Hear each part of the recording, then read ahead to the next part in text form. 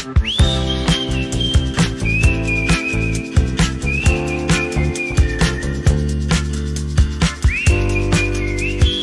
అన్న, welcome to my show.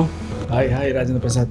Hi, Prasad అని పిలవరా, రాజేంద్ర అని పిలవరా? ఎవరి విషయం అన్న? ఆర్పి అని పిలవండి. హ్యాపీ రాజేంద్ర ప్రసాద్. ఆర్పి అంటే నాకు ఆయన ఆర్పి గారి గుర్తొస్తారు. ఆర్పి గారిని ఒకసారి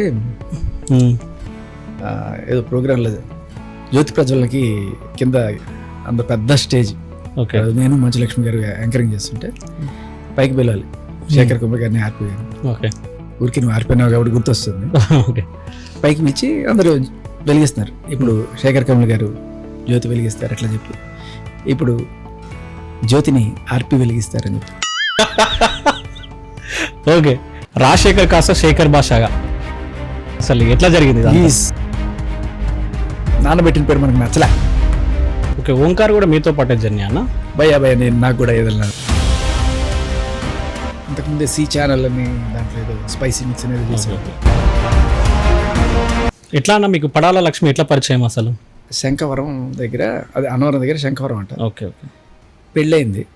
బీసీ సంఘం అధ్యక్షుడు ఎవడో ఉంటే ఆయన్ని సంప్రదించి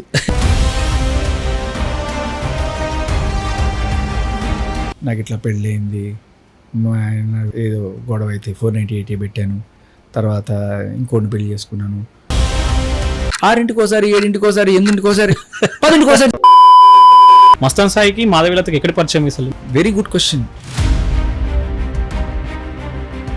మీరు ఏమీ అనుకోకండి, ఈ మాటలు అడుగుతున్నానని. మీరు డ్రగ్స్ చేస్తారా? 45 రోజులు చించలు కూడా జైల్లో పెట్టారా ఊరికేనే? దీనికి నేను సమాధానం నేను చెప్పకూడదండి. తాడి చెట్టు కింద కూర్చొని తులసి తీర్థం తాగుతున్నానంటే ఎవరు నమ్ముతారు? శేఖర్ మాస్టర్ వీళ్ళు అంటున్నారు, వాళ్ళు కూడా కనీసం అట్లీస్ట్ ఒక్క ప్రెస్ మీట్ కానీ అసలు ఏం జరిగింది తెలుసుకున్నామన్న ప్రయత్నం అసలు చేసారా, చేయలేదు?